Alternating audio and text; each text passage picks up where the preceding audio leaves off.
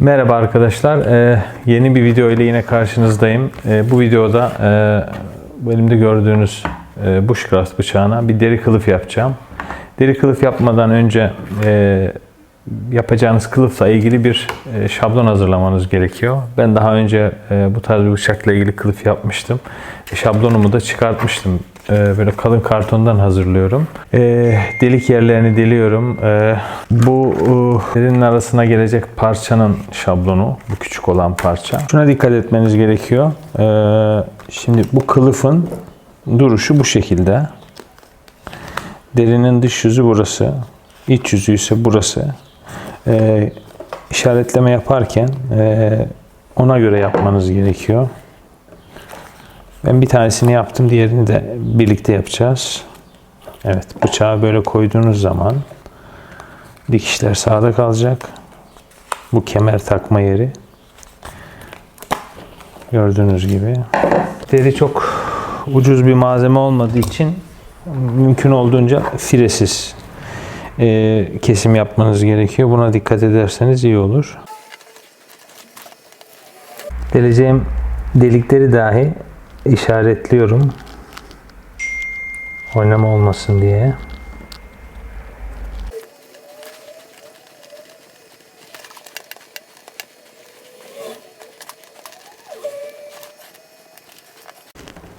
Evet, gördüğünüz gibi tüm işaretlemeleri yaptım. Bu parçayı işaretlerken kılıfın içinde kalacağı için yön önemli değildir bunda. Herhangi bir taraftan işaretleme yapabilirsiniz. Araya deri parça koymazsanız bıçağın keskin tarafı dikişleri kesecektir. O yüzden bu parçanın önemi çok fazla. Kullandığım deri Vaqueta, kaliteli bir deri, 4 mm kalınlığında, oldukça kalın. Düz olan yerleri cetvel kullanarak kesiyorum.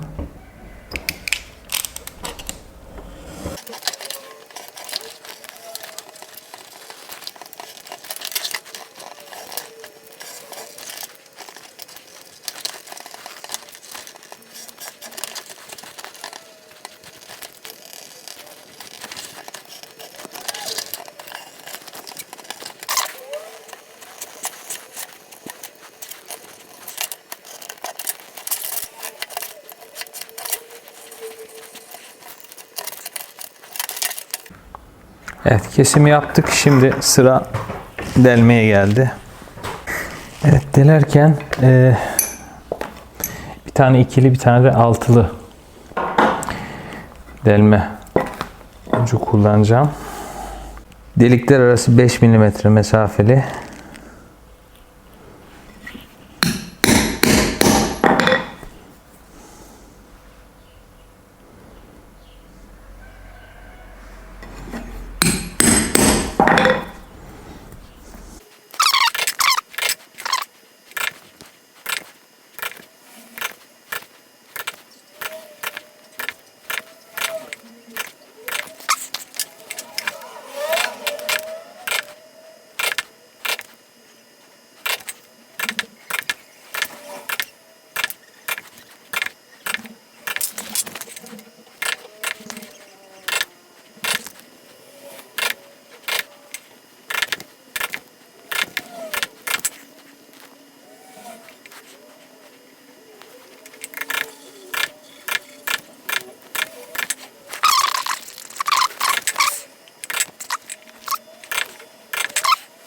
Şimdi sıra bu delikleri delmeye geldi.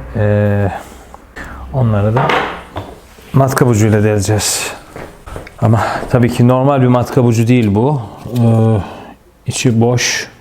Bu şekilde 4 mm delik açmaya yarıyor. Şimdi matkabın başına gidip bu delikleri deleceğiz.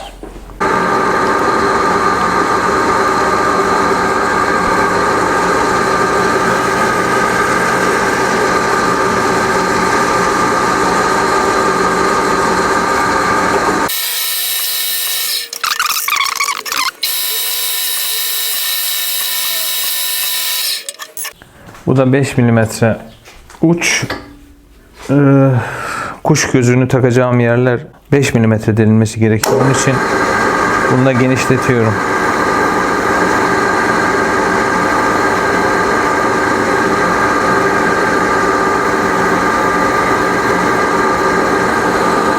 Evet, bu da tamam. Deriyi kestik, delikleri deldik. Hem ince delikler hem kalın delikleri deldik.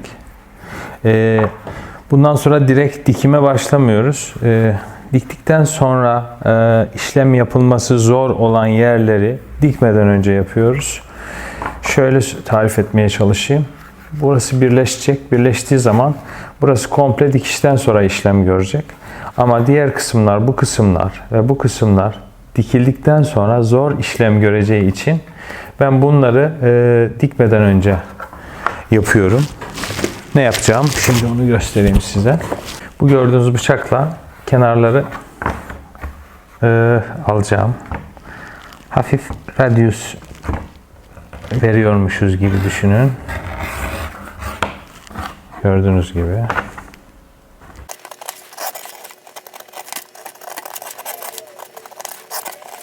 Bunu ellemiyoruz şu an.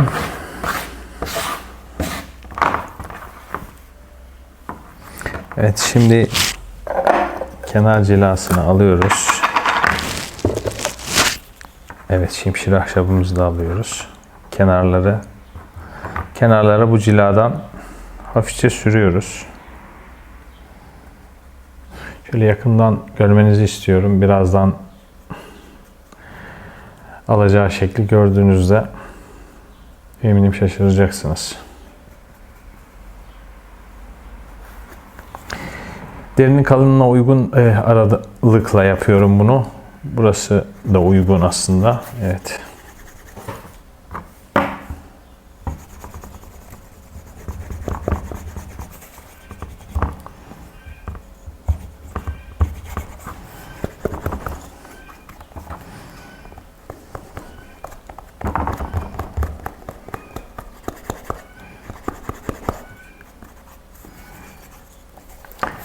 Evet arkadaşlar, gördüğünüz gibi çok güzel bir şekil aldı. Ovalleşti. Rengi değişti. Devam ediyorum. Bunu dikişi yaptıktan sonra yapmak zor. Böyle düz açıkken yaparsanız daha kolay olur. Tüm derilerde aynı sonucu vermiyor. Kaliteli deri olması lazım. Kenar cilasını bazı derilere sürseniz de sonrasında ahşapla yuvarlasanız da sünger gibi yüzeyleri oluyor ve hiçbir değişiklik olmuyor. Deri alırken özellikle kenar cilasına nasıl tepki verdiğine bakıyorum. Çünkü bu tarz işçiliklerde kenar görünümü çok önemli.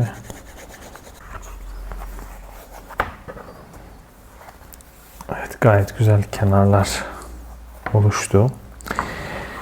Şimdi başka önemli bir nokta.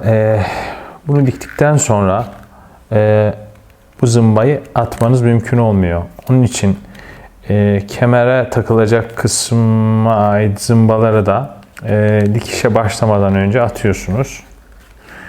Ayrıca buraya kuş gözü takacağım. Takacağım kuş gözünün boyutu kurtarmadığı için bir tane takamıyorum. Evet, en uzunu bu ama bu da kurtarmıyor. Onun için her iki taraftan birer tane takacağım.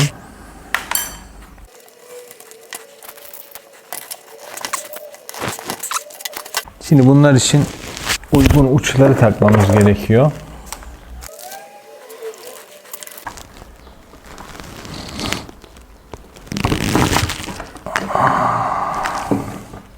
Evet, birini taktık.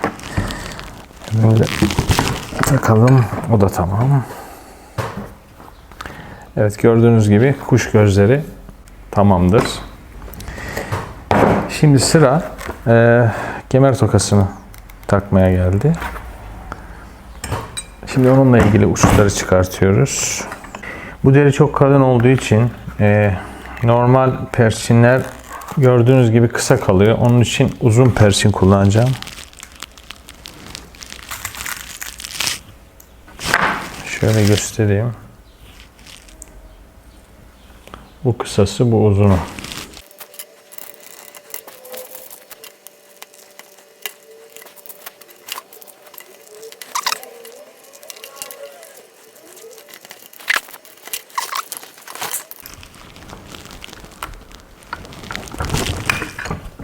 Evet, gördüğünüz gibi bu da tamam.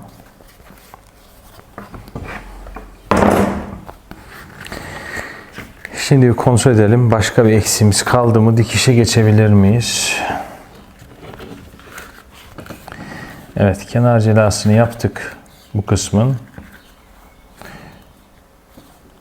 Kemer tokasını taktık. Kuş gözlerini taktık. Şimdi dikişe geçebiliriz. Kırmızı renkli ip kullanacağım. 2 tane dikiş iğnesi. Uçları sivri olmayan. Evet, dikiş için dikiş mengenimiz hazır. Kırmızı renkli mumlu ip kullanacağım. Ve 2 tane de ucu sivri olmayan iğne.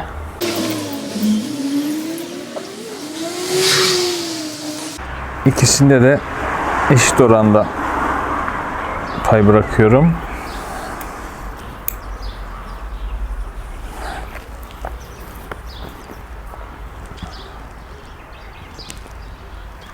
İlk delikten geçirelim. Deliklerin sırası şaşmaması için.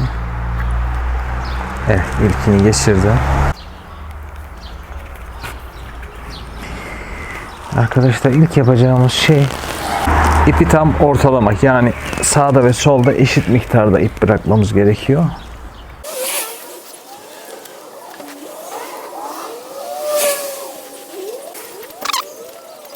Her bir dikişin içine düğüm atıyoruz.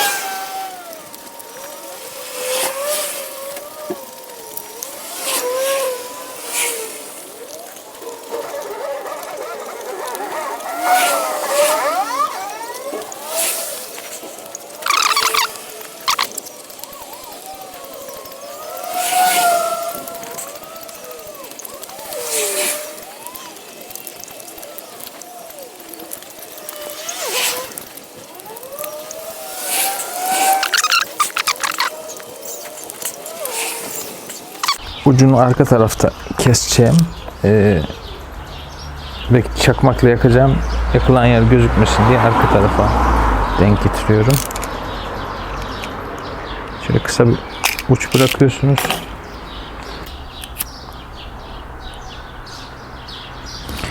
Ve en son yaktığınız uca bastırıyorsunuz ki yapışsın.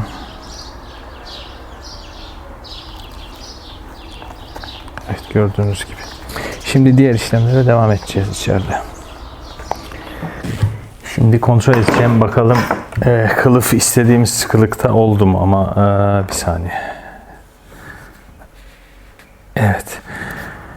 Şuraya bir persin çakmamız gerekiyor.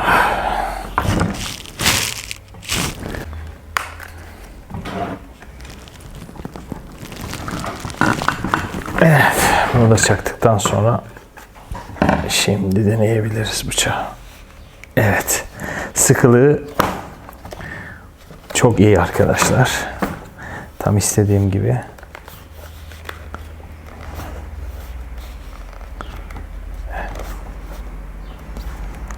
Şuraya kadar girmesi lazım.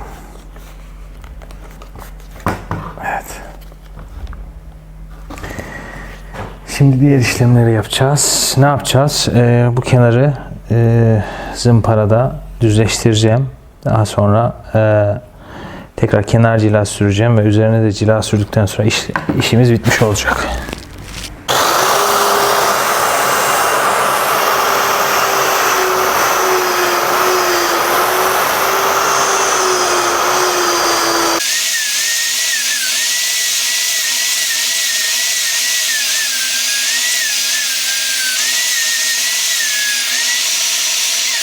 Gördüğünüz gibi zımparaladım. Şimdi kenarları tekrar kenar bıçağıyla alacağım.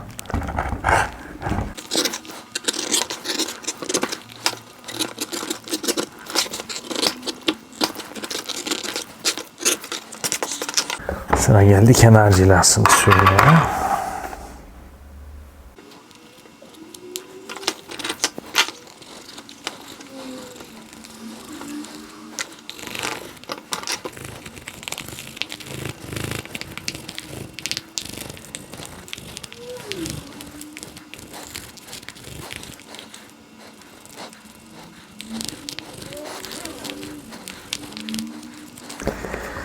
Kenar cilası da tamam. Şimdi deri üzerine cilayı süreceğiz ve işimiz bitecek.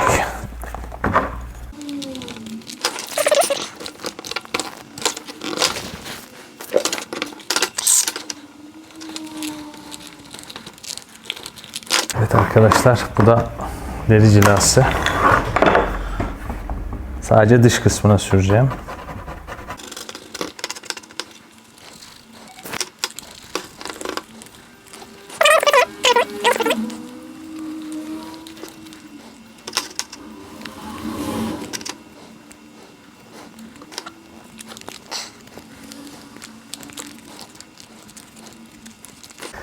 Evet, biraz kuruyacak. Kılıfı bitirdim. Videoyu izlediğiniz için çok teşekkür ederim. Destek olmak için kanalıma abone olmayı lütfen unutmayın. Başka bir videoda görüşmek üzere. Hoşça kalın.